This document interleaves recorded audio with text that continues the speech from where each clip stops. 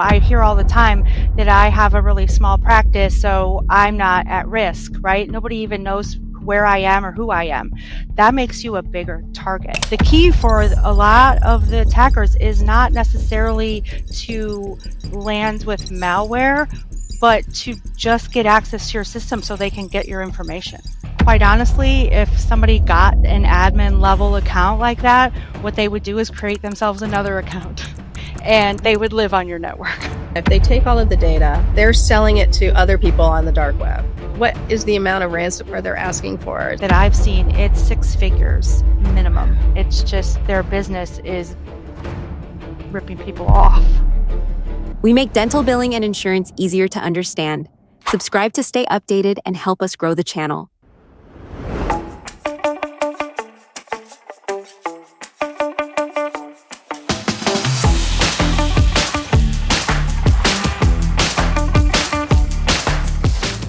And we are back with another edition of Nobody Told Me That. So we are going full compliance today. I have 2 professionals and friends from the California Dental Association to talk about cybersecurity and stuff that you need to know, because it's really scary out there and you may not even know it. But someone right now could be drowning out or draining your bank account. No, I'm just kidding. It's not going to happen that way, but I want to make sure this doesn't happen to you. So I've got returning Teresa Pichet is here. You've been here before. Welcome back, Teresa. Thank you. And and then I've got Katie Fox, who's newer, but she's going to be an old friend to you all by the time we get done. So yes, absolutely. So let me just tell you real quick. Teresa has 30 plus years with the California Dental Association. We were talking earlier too, like CDA is, everybody I've met there just loves working there. It's like really a good workplace environment. And you don't really hear that in a lot of the bigger associations, right? You are their senior regulatory compliance analyst. You focus on HIPAA compliance, cybersecurity, and you really believe that this whole cybersecurity issue is costing dentistry a lot of unnecessary dollars. Her goal is to raise awareness and share simple implementation methods to protect the information assets that we're in charge with. So it sounds like a lot, but to be honest, a lot of managers, that's what we do. We protect all of the information, all of the assets. So she's totally vibing with you guys. Katie Fox has over 2 decades of experience in IT and cybersecurity, has a history of working in highly sensitive environments, including the U.S. Department of Defense. Now, if that's not a sensitive environment, I don't know what is. You recently contributed to the publication of a cybersecurity toolkit for CDA's members, which includes a checklist of questions to ask vendors to assess potential risks and guidance on selecting an IT partner. And she is going to make some of these resources available to the listener. So in the show notes, whether you're watching on video, on YouTube, or listening in the podcast, go to the notes and we'll have some resources available for you. So even though they work for CDA, they definitely know that, not every listener is in California. So this is kind of universal stuff, right? Like people don't stop at the California border and they're like, okay, we're not going to steal from anybody else except for people in California. This is like a national thing, right? So ladies, thank you so much for being on. Katie, welcome to the show. The first time to the show. You're going to be all right. You'll be fine. Yeah. I'm excited. Yeah. And honestly, it's such a heavy topic and something that I want to make sure when we go forward, this costs dentists a lot of money. It's just that we don't hear about it because nobody's out there bragging about how much they have to pay in fines. And unfortunately, even though you have to report some of this stuff, if it's HIPAA violations, you have to report this stuff. But a lot of times doctors don't tell you, hey, I've had a problem with this. But before we get into that, I wanted to kind of give a quick glossary to the people listening because some of you are newer and may not know some of the acronyms we're going to throw around. So cybersecurity, just overall quick description of what you consider to be cybersecurity. I'd say cybersecurity is everything attached to your phone or computer, right? Once you're on your laptop or your phone, that's cybersecurity is involved. And that's the internet, the networks on the other end, all of that falls under cybersecurity. If you're doing it online, there's somebody like me somewhere making sure it stays secure. Okay, so then we have malware. I always say this wrong. Malware. Mm-hmm. Malware is something, it's made with bad intentions and goes into our systems. Is that what that is? Yes, I would call it a follow-on, what we used to call a virus, right? They technically have different terms, worms, viruses, all these things. We now kind of bunch it into one and call it malware, meaning it's software, but it's for a bad purpose. So we want to stop it. So now we don't have antivirus so much anymore. We have endpoint protection, where it's doing the next generation of antivirus. It's checking for the software that's not supposed to be there. Okay. And I do want to talk about like the number of attacks that dentists undergo on a daily basis that I know that they are completely unaware of. So we'll talk about that. And then there's another term, VPN. So what is VPN and why do we need to pay attention to that? A VPN it's a virtual private network. Everything that happens on the internet a lot of it is wide open. If you can jack into that line, it's all in the air now, but stay with me on my analogy. They're jacking into the line. They can see that data go by. If you use what's called a VPN, they do it via encryption. So it's software. It's not a separate line, but it acts like a separate line. So when we're talking, it's just you and me talking. It's not you, me, and the rest of the internet. Okay. So is this similar to if you are setting up a network in an office and you want your patients to be able to access the internet, you don't want them on their network, or you're setting up a separate network. Is that somewhat similar? Not exactly. We're doing that, but logically via the software. So what we would do is have a piece of software that is the VPN on the distant end. And if they're going to be dialing into the corporate network or the practice servers, or if you're using Microsoft 365 or something like that, you would have them use their personal device. They would have to have a VPN and not be accessing patient data, because you do not want that on their personal devices at all.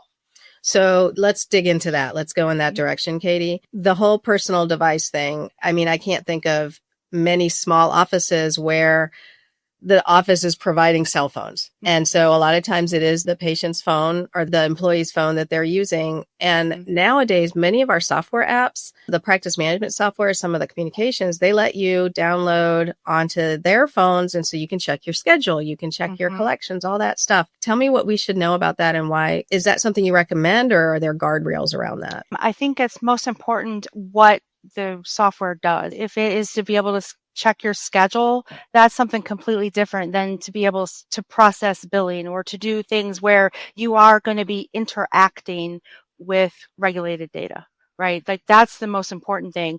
HIPAA doesn't call out a lot of specifics. They say you will do these things, but they don't exactly tell you how a lot. That's where you can still think you've done enough and not, because HIPAA isn't giving you, they're not giving you a prescription. They're just giving you the overall, we want to see that you're doing this. Okay.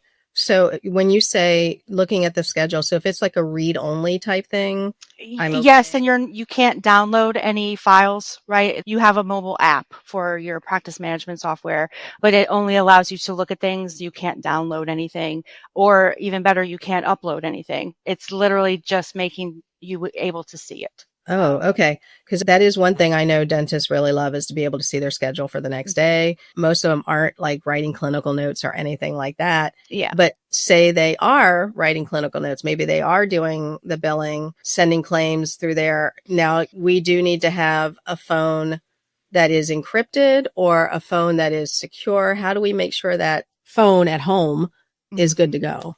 If it's not a practice supplied phone, you definitely shouldn't be using any of those mobile apps that allow any kind of upload or download. It should literally just be to look at information or make an appointment or change your calendar, not anything that would allow you to take information away, right? That I could download a file on a patient, right, to my phone. Yeah. That capability shouldn't be allowed. Really, I don't care whose phone it is. Okay. So if it's a practice provided laptop or phone, I'm assuming that you would want the laptop and the phone to have all these same security that the office physical stuff would have. Absolutely. Yeah. I think that's where the problem is, though, because first of all, IT is expensive and doctors are like, why does this cost so much? But compliance is expensive, and the consequences of not being compliant, I think, are way more expensive. And we can talk about that. I mean, either of you, do you see any common, I guess, problems when you start thinking about having remote employees or mobile employees? I mean, what should we be watching out for? Well, the responsibility ultimately is with the employer, right? Not with the employee. I mean, the employees, they're part of the solution, but the employer has to make sure the right equipment, the right software is used. They must have policies that support that they are dealing with information in a secure way. And I have to say, it's not the agencies that are implementing fines against the practices or the healthcare entities. It's actually the lawsuits and the loss of work. Okay. So the lawsuits from the patients who are unhappy that their information was breached because the healthcare entity did not take the necessary steps, and in some cases, simple steps, to ensure that their information is protected. I think recently there was I think it was a DSO. I'll have to look it up, but actually that was a website tracking lawsuit that was involved where a large dental practice tracked the visitors on their website. And so they were sued by patients because they sent that information to Microsoft. That's a different type of issue. But there are some other smaller lawsuits where the patients were not happy. The agencies, the enforcement agencies themselves, the cases against dental practices have not been cybersecurity related. They're actually more privacy related. But because currently the Department of Health and Human Services is putting an emphasis on cybersecurity, you may hear a case or two from the agency in the next year or so, because they're doing a lot of enforcement actions, a lot of investigations on healthcare entities having to do with ransomware, security breaches, not following the requirements of the HIPAA security rule. The main financial impact, though, to healthcare entities for not taking care of information security is that when that incident occurs, when there is ransomware, there is the loss of work because it takes you a long time to bring that information back up.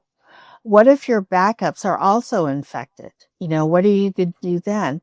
It's also surprising to learn that while it's increasing, there's still not a lot of dental practices that take out cyber liability coverage, right? What I hear about that, Teresa, is it's so expensive. And I think, if you have the way to protect yourself, I absolutely would do it. I get where you're coming from. Here's where I hear the opposing side is that you have to do so much work to make sure that you stay current with that policy. So if you get a cybersecurity policy, they require that you do this, this, and this. And if you're a small office and don't have a managed service provider, and it's me at the front trying to do everything, I guarantee there's no way I'm meeting all that criteria. But I think if you're dealing with patient healthcare, you should have a managed service provider that can set you up with that, with those redundancies, run checks, so that when the cybersecurity policy says, hey, did you meet all of this and we'll pay out, then the managed service provider, what we used to call the IT companies,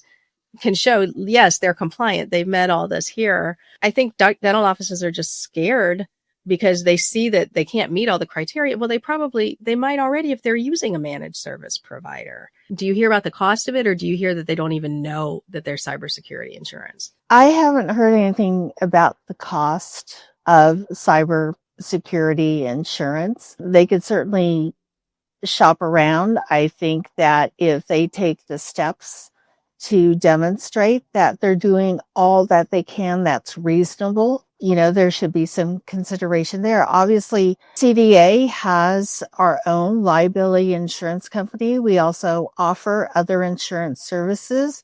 I think part of our property coverage is cyber liability is included. Okay. So it's really, an added coverage, an added policy to the overall office policy, not liability, but like premises insurance. So it's a good idea then for them to check any dental office to check their business liability, because this might just be a separate thing.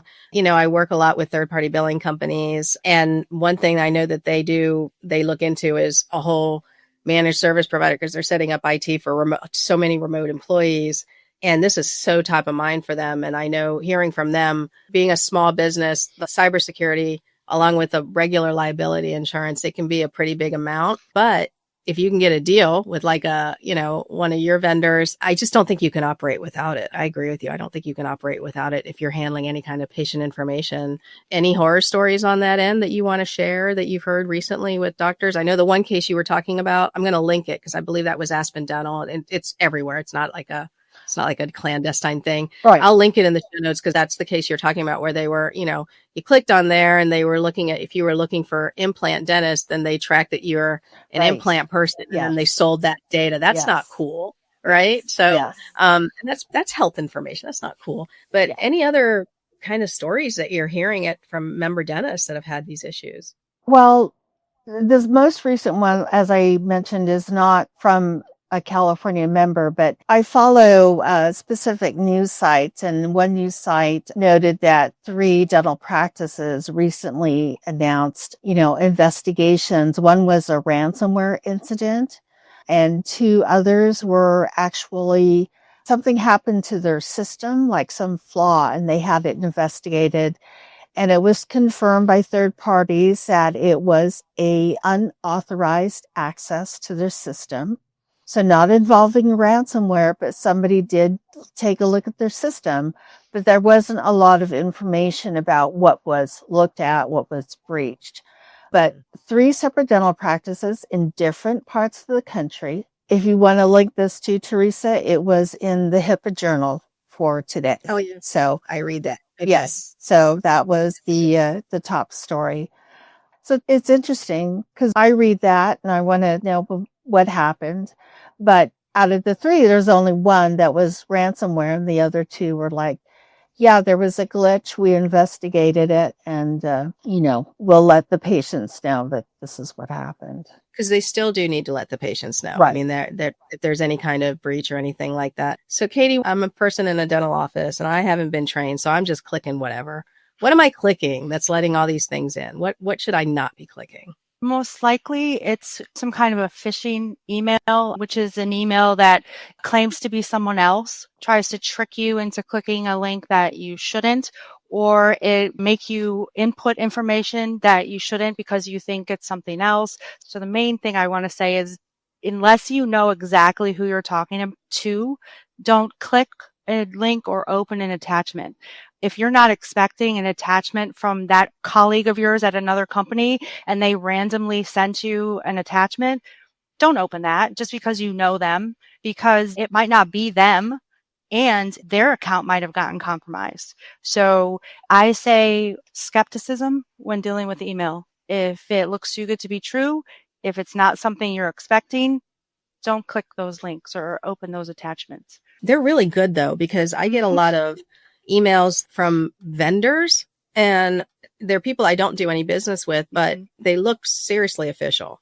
And so I know better than to click on the attachments. But, what if I, as a dental office manager, I may not recognize that that's not a vendor. I mean, Acme Implant sounds like a legit dental vendor. So if they tell me I have an invoice, oh, my doctor must have ordered something, I can imagine that would be a pretty easy way to get in there. For sure. And I think that just calls to mind how important communication within the office is as well.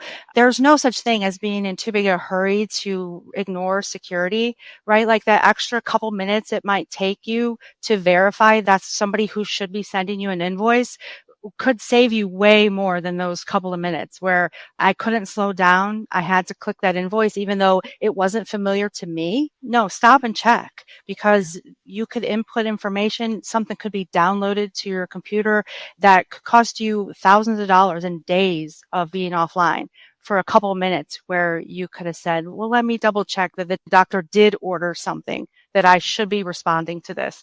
Communication is key. So speaking of communication, I know that all the state dental associations, when they get some kind of message from their members that, hey, somebody tries to access or we think something's going on, if you hear it from like 2 or 3 members, usually you guys send out some kind of alert, right, to the membership to be on the lookout of something like this. I mean, maybe not in California, 2 or 3 is probably not a lot, but like, in West Virginia or Rhode Island, 2 or 3 members, that's a pretty big amount, right? So how often are you sending out member alerts about this kind of thing? Not on the computer thing. It's actually been on phone scams, people calling dental offices on that. But on the cybersecurity thing, actually, it's interesting because CDA owns our liability insurance company, TDIC. A lot of members tend to call TDIC first. And if they've got cyber liability coverage, then TDIC takes care of them and I don't hear anything about it. But if they don't have cyber liability coverage, then they send the member to me or my colleague Janelle, because at that point, we're the only ones who can let them know what it is that they need to do to, how to deal with the incident, what information they need to gather, what steps they should take. And that's where we find out, no, they didn't have any policies and procedures. They didn't have somebody regularly looking at their system. They may have missed a couple software updates. No, they didn't do any training for their employees on basic cybersecurity like passwords and phishing emails. So we get that they can be overwhelmed, but this is essential. If you can't afford a third party, then you're going to have to take it on yourself. Or, this is sad to say, get left behind. I mean, there are times sometimes my colleagues and I talk about those offices that haven't updated their operating system on their computers. And it's agonizing having to explain, different processes or why they can't download something because they haven't upgraded their software. So it's difficult, and there are some choices that they have to make, but their ultimate responsibility is to the patients, the care of the patients, and that includes the information that they hold. So I'll tell you 2 things that surprised me to learn. The first one is any of the business associate agreements, the HIPAA business associate agreements that are signed by other companies. For example, the practice management software, Dentrix, EagleSoft, whatever, the clearinghouse, the whatever software you're using. If there's a breach, it's still the doctor that's ultimately responsible. It's not like they're not going to come in and pay your fines. It's still the doctor's office that is responsible for it. And I always thought, okay, well, if Acme software has a breach, they would make it right. But they just basically go, no, this is in our policies and procedures that you're the ultimate stakeholder. We'll do everything we can to, mitigate it. But you're the ultimate person that has a responsibility. The office is the one that has to take out the ad and notify. I'm forgetting who's in charge of HIPAA. The Office for Civil Rights, Department of Health and Human Services. Never remember that. I always want to say OBM, and I know that's not right. Okay, so it's OCR. Okay. And I want to get back to what you were going to say. The second thing that I always am surprised by is that, and tell me if I'm hearing this wrong, I was told that if you're not using the most up-to-date operating system, most up-to-date software, that's actually not HIPAA compliant either. HIPAA mandates you should be using the most current code set, claim form, software version. And ideally, I thought, oh my gosh. Yeah. Okay. Ideally, but there's wiggle room in the language, because if there's a justification, a reasonable justification for, still being on the old operating system or whatever, it should be documented. Like you're prepared, and you have, remember years ago, I think when we were transitioning from Windows 8, that's how old it was. I had somebody, an administrator from an office, call, and he says, we can't, because I don't know if it was the imaging system or some other, won't operate on the newer system. And they still had to get things to talk. So, but he had taken precautions. He knew his stuff, and I could tell. And I said, well, just write it down. This is why you're doing it this way. And it's there. There's your explanation. But keep looking. I mean, just because you've written it down and for the moment it's fine, but every few months you still got to look. Can I upgrade it now? Can I update the software now? Is it safe to do so? Test your systems. And that's a difficult part because sometimes you've got, the practice management software is ready to operate on this other, but you may have a piece of equipment that you've integrated that isn't ready to, work on that particular platform. So. Well, and it's smart to make sure everything is upgradable. I know from experience, and also when I used to do consulting, somebody would be very excited to upgrade stuff. And then they realize, okay, the printer I need for this has not, it doesn't all talk to each other. And then you're like, uh-oh. Yeah. But even print drivers and all of that have to be updated. Because this is not the compliance side that I deal with. So it's always surprising me just how wide, but still deep HIPAA compliance is for so many offices. And to not have a compliance officer, to not have a valid HIPAA manual on file, which is still pretty common out there, is just mind blowing. So if you're listening to this and you're thinking, I don't have any of that, just now you have your next to do. Anything that gets you fined or shut down is like an emergency in my book. And fining is big, right? The fines can be pretty substantial. The security risk analysis is a big focus for the Office for Civil Rights right now. That is their enforcement focus. So whenever they are sending letters, it has been since last year, at least, or maybe even the year before, because of all the breaches, all the security incidents, they see the security risk analysis as proof that the healthcare entity means to keep the information secure. They're not looking for perfection. I think that's a mindset people have to get away from. You don't have to be perfect. You have to try, make an effort. Right. Make an effort. So Katie, with the amount of attempted breaches and stuff, I mean, it sounds like, especially since Change Healthcare, there's been a focus on it. I mean, you've seen an increase. You think that's changing, or you think we're just going to continue to have these attacks on healthcare? No, it'll keep going because it's valuable data, right? Okay. And to squash the misunderstanding about, I hear all the time that I have a really small practice, so I'm not at risk, right? Nobody even knows where I am or who I am. That makes you a bigger target because they know you're working on your own. They know you're wearing 50 hats, right? And that's just who they're looking for because something's going to slip. You're going to run behind on something. You're not going to check something. So you're more of a target. That means you need to be doing those reviews quarterly. You need to be checking because they are looking for you. It's not the Change Health that's always the main target. If I can get into an easy local dental practice and get a bunch of personal information, access to credit cards, if I compromise an office manager account, right? It's a big deal and it's not nothing. And the attackers are looking at that. So don't think you're safe. I'm not trying to be extra scary, but you're not safe just because you're small. Oh, no, I think we need to be a little extra scary because I want to just give a quick shout out to my friend Dan DeSteno from Nova Computer Solutions. He was on a while ago and I've worked with him for many years. He's a managed service provider. And I remember talking to him once and he was like, he shared some numbers with me and it's been so long, but I remember like my jaw dropping, like the amount of attacks on an office on a daily basis. The office is completely unaware. Like to your point, we're a small office. Who's looking at us? Like the amount of hits that the software he has in place turns away. I mean, he's like, it would terrify you. And I remember going, holy cow. So I think they should be a little scared because they don't realize it. I mean, it's pretty much most offices, right? It's automated, these attacks. Like, it's not like one person going, ooh, let me try this person. It's like, oh no, going crazy. They're very coordinated, very automated.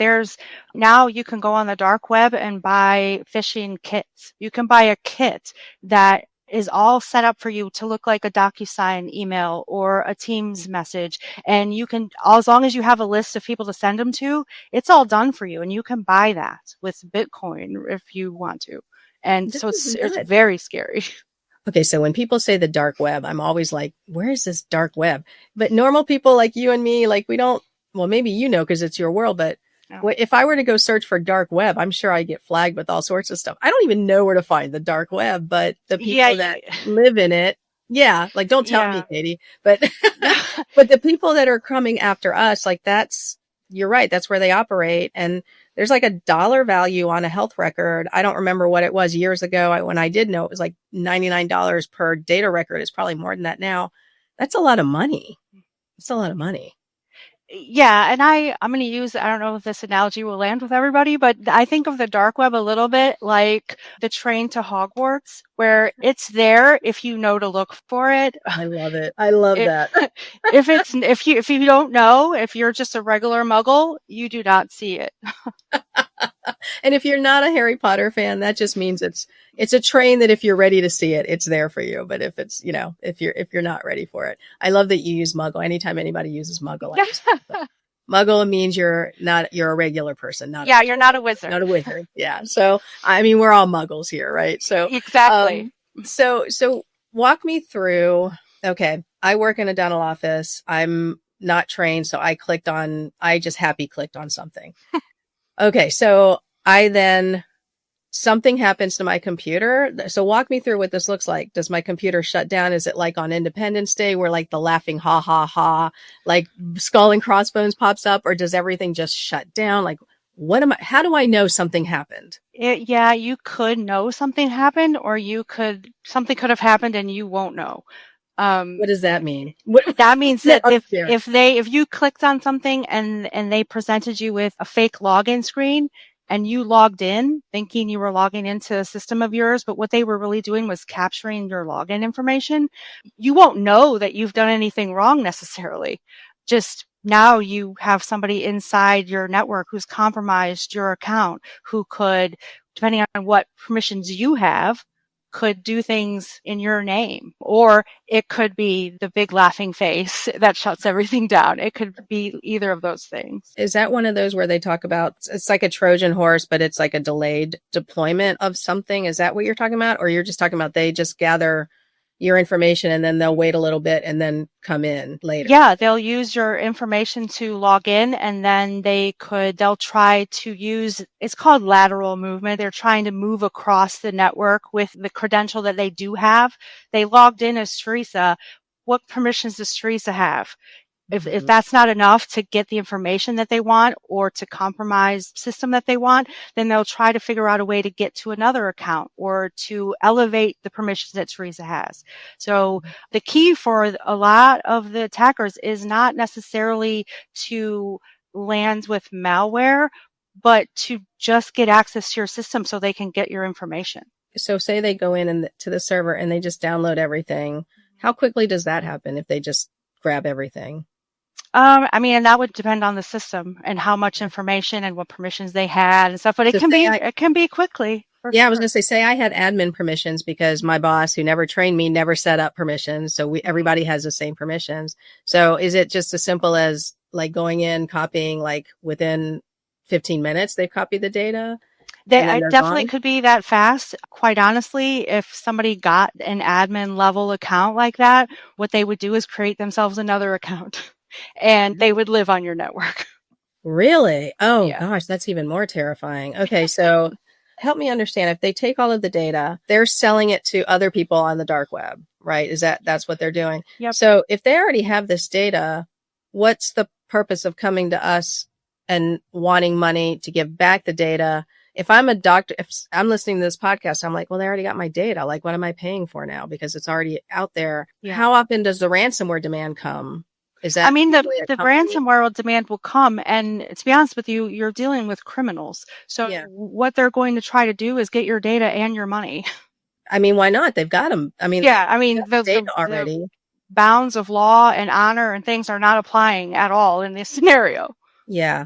So if I did have a backup, say I had a managed service provider and an uninfected backup, to Teresa's point. Mm-hmm. And so could I just ignore the ransomware and just maybe get my guy to do everything right and it's firmed up? Or should I worry that this information is going to get deployed? Like, do you pay the ransomware or do you not pay the ransomware? I don't get it. I'm not giving legal advice. Sure. Yeah. in any shape, form, or fashion, I would just say that to keep in mind that you're dealing with a criminal, and the agreement of you pay the money and I give you your data back, that's not an agreement made in good faith. Yeah, that's a good point. That's a good point. And they already have it. It's probably all out there now anyway. So from a compliance point of view, Teresa, this is what you deal with. Now I've screwed up. I realize I've screwed up.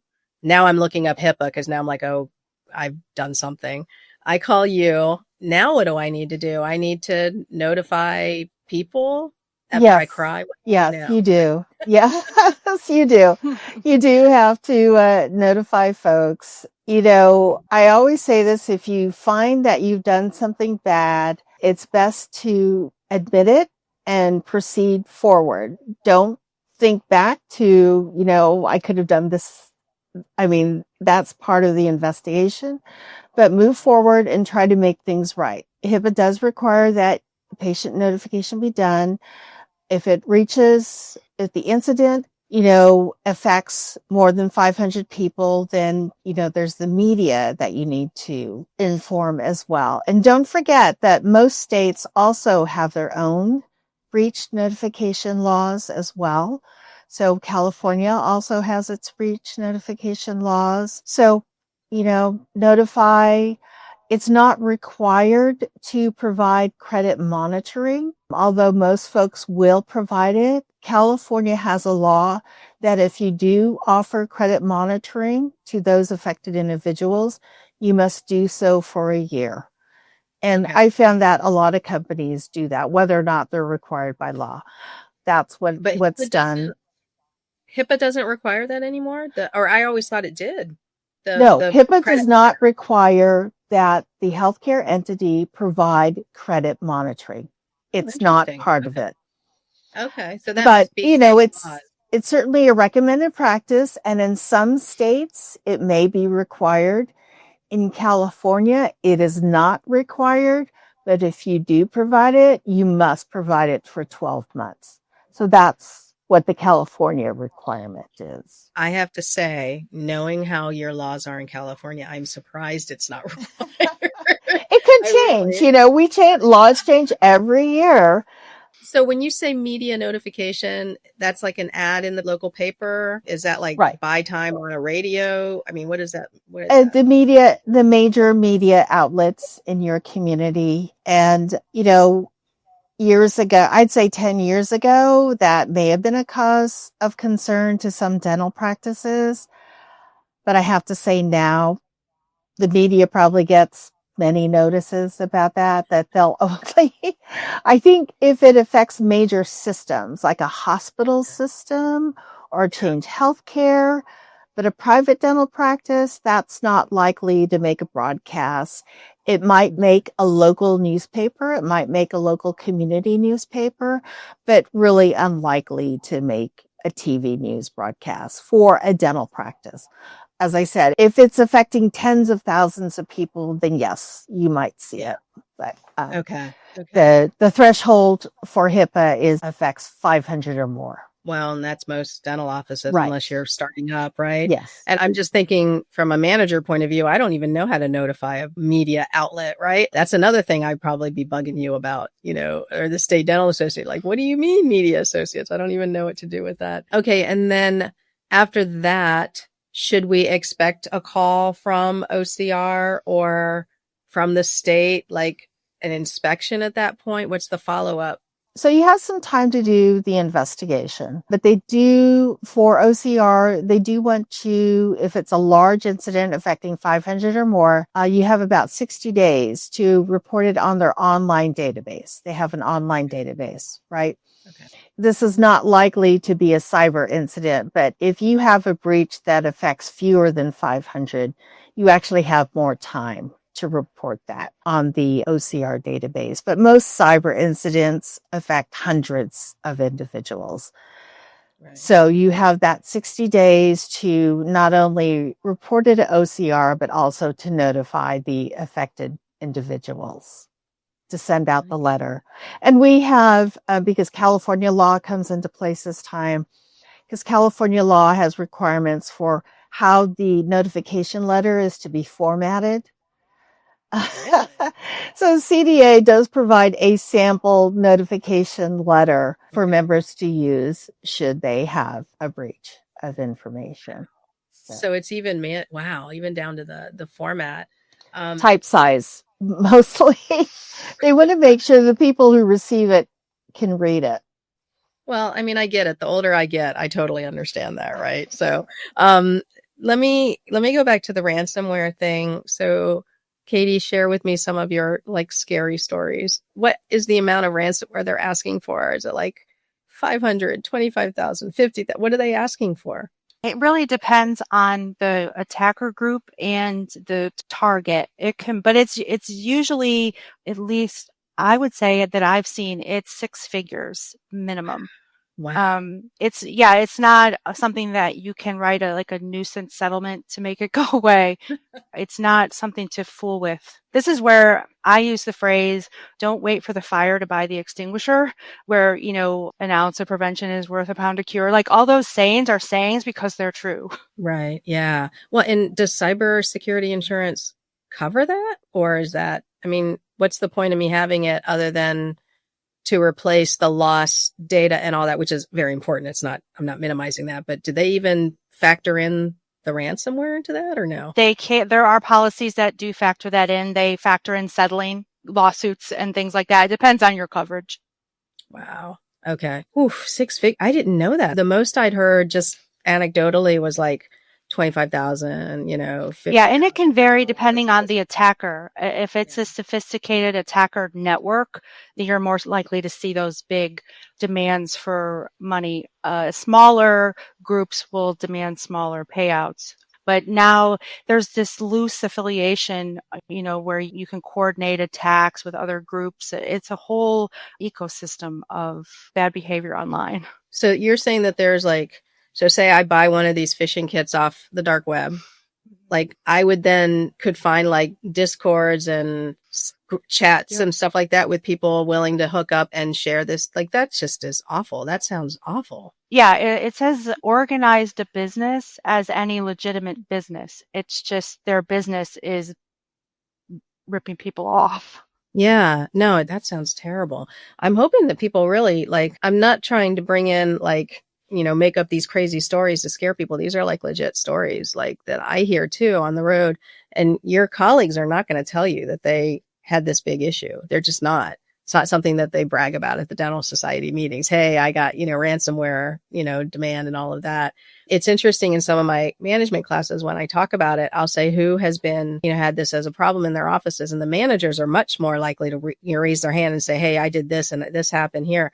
But doctors typically won't share that kind of information. There is so much that could have been done on the back end, but either they weren't aware or they didn't, like you said, they feel like they're small potatoes. Why would they worry about that? So say somebody listens to this and they're totally motivated to get going, which I hope. They're going to look and see, first of all, do they have, because HIPAA and cybersecurity, two things, but related.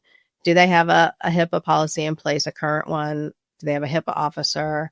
They're going to take a look at their cybersecurity insurance and processes and procedures. The policy, though, let me just ask a question on this. How often do you see an office that has an actual cybersecurity policy? Unless it's part of an HR policy, which it might be. I don't even see a lot of SOPs in offices, like regular standard operating procedures. Where would they find a cybersecurity policy? And they weren't a CDA member, because obviously you have resources for CDA members, but where would they go to find something like that? Well, part of it would be part of their HIPAA policies and procedures.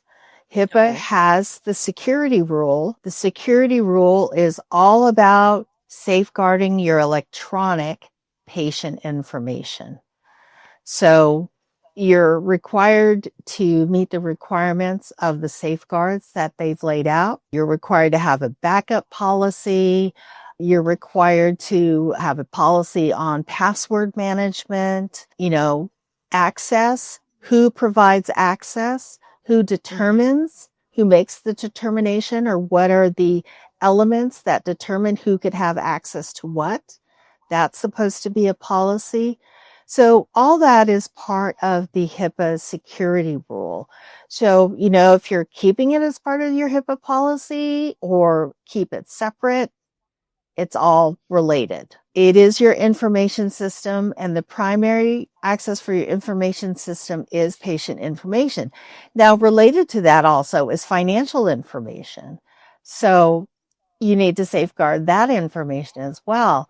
Some folks relate PCI compliance with HIPAA compliance. And yes, it's electronic data. It's all information that a dental practice is supposed to keep secure. So you could keep it all in one place.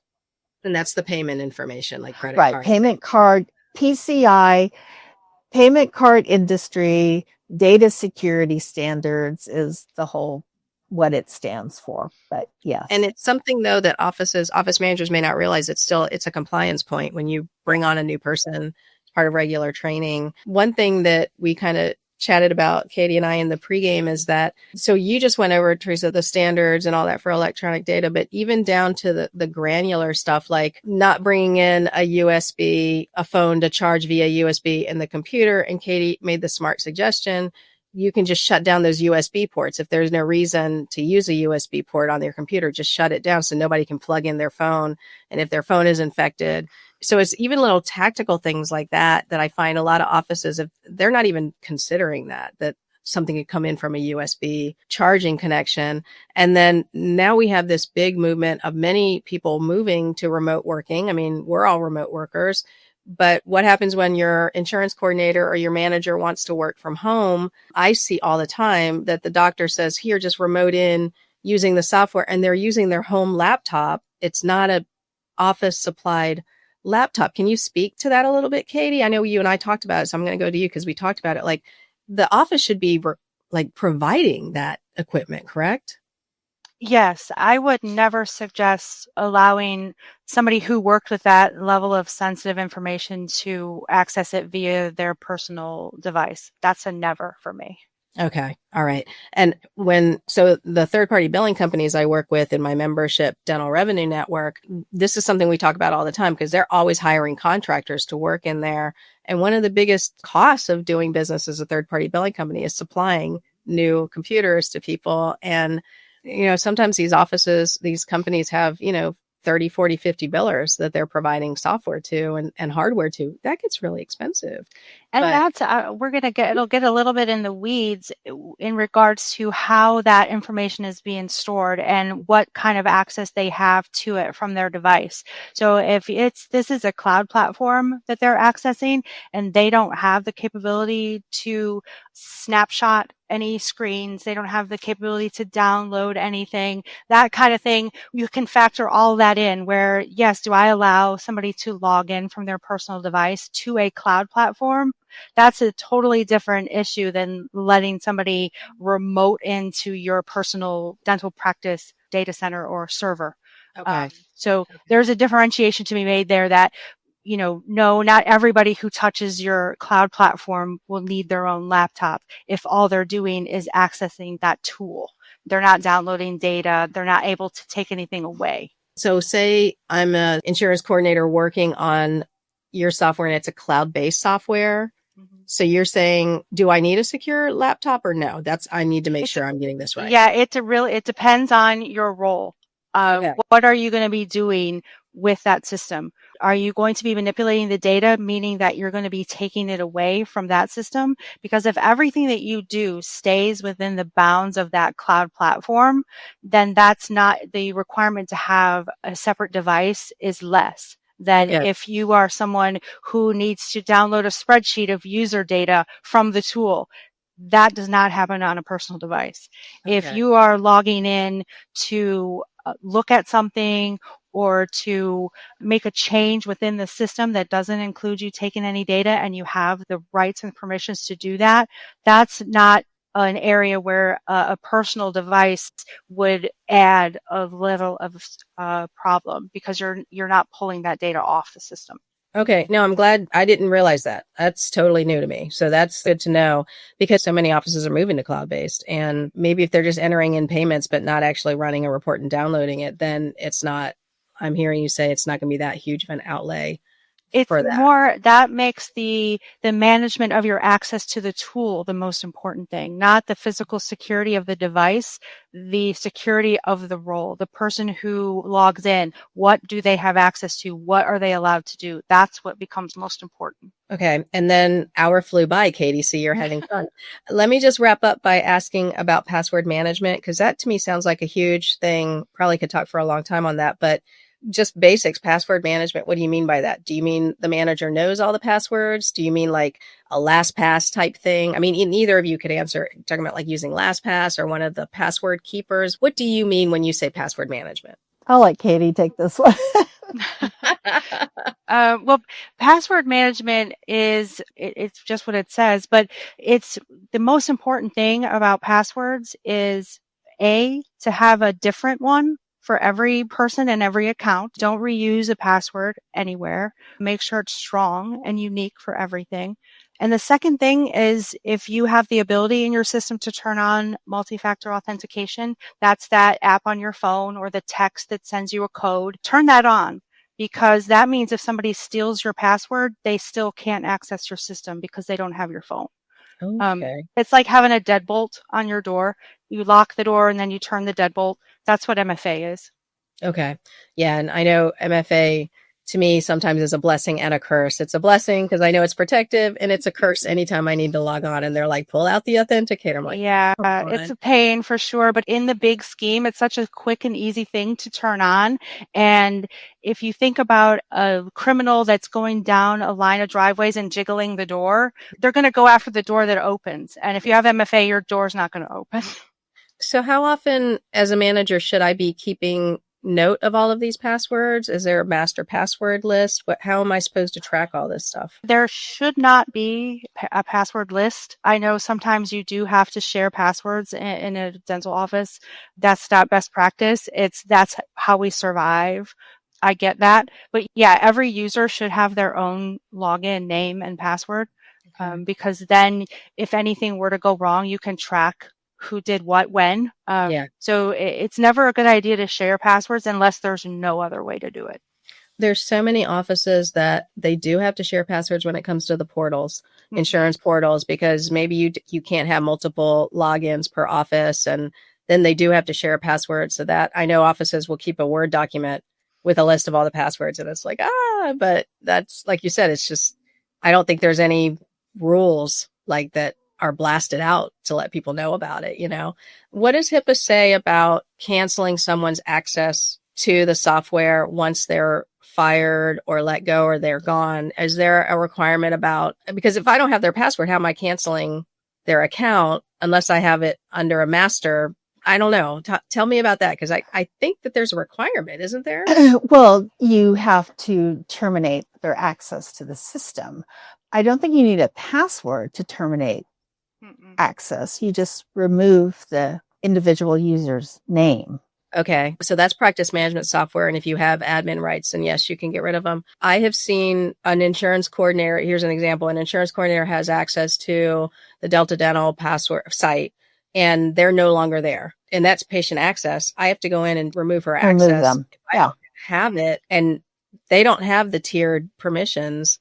I don't know how to do that unless it's notifying Delta themselves. And that's a big mess. So do you have any guidance on that? Is that something that's come up in conversations? Third-party software canceling? Because that's something that I worry about. Like if I let go of my insurance coordinator, and this I have seen as a previous full service consultant, I have seen people continue to log into the clearinghouse and file claims with payment going to them, like file claims for themselves and family members under the doctor's tax ID number, because that client did not cut off access to the clearinghouse via password. They didn't even think about it. The person just got fired and that was it. And that's when they realized, okay, we need to start writing down passwords for these third-party systems. And that, I don't know. I haven't checked in with them lately. I'm sure they're still doing it, because once you get burned, there needs to be a way to remove them from the system without knowing their password. Okay. You may have to check with Delta, and that's a good topic. For folks, it's like, oh, we hadn't thought about that. We need to do that, remove them.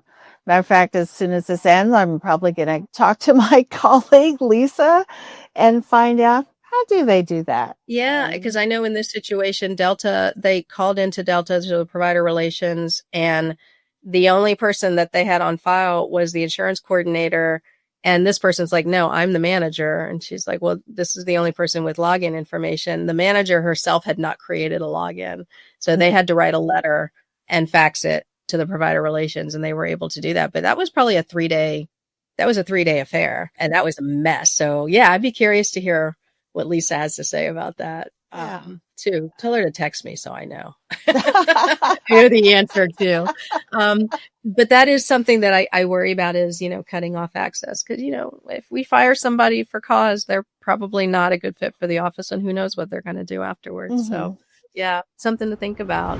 Are you a dental biller feeling overwhelmed and isolated? I get it. The world of revenue cycle management is complex and ever-changing. That's why I created Dental Revenue Network.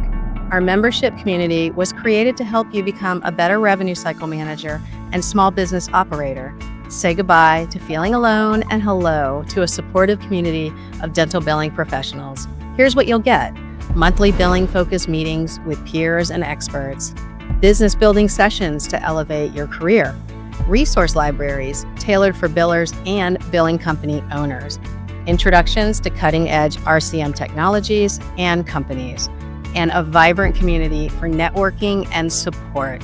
Ready to transform your dental billing experience? Visit dentalrevenuenetwork.com today. Don't wait. Join us now and navigate the business of RCM with confidence. Oh, this has been so much. I mean, honestly, compliance it gets me excited, but scares the daylights out of me. So I'm glad you guys came on to talk about this. How do they reach either of you? And if you're a CDA member, you guys, if you're a California dentist and you're not a CDA member, you all are missing out on, they have so many resources for you. I love Virginia. I love the VDA. And sometimes though I look at CDA and I'm like, oh my God, you guys are like your own little city with all these resources and libraries. It's crazy. So congratulations to you guys for building a fantastic association. How did they reach out to you? So for me, you could either email me at teresa.pichet@cda.org. That's the usual formula for reaching CDA staff. We're also by phone. You can find my phone number on the cda.org website, or even just call the general number and ask for me.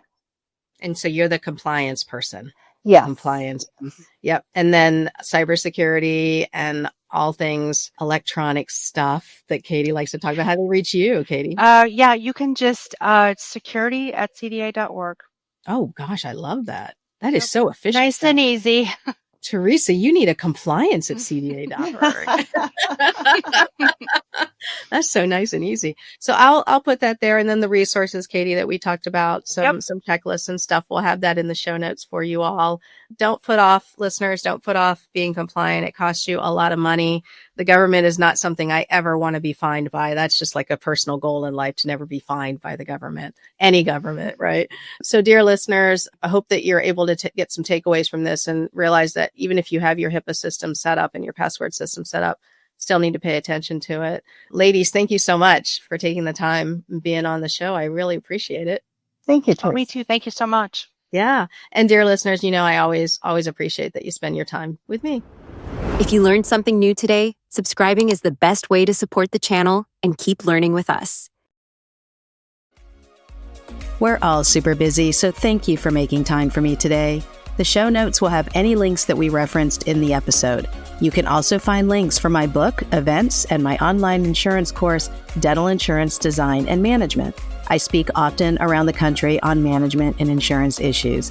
Come hang out with me in one of my classes. I promise you'll laugh and learn.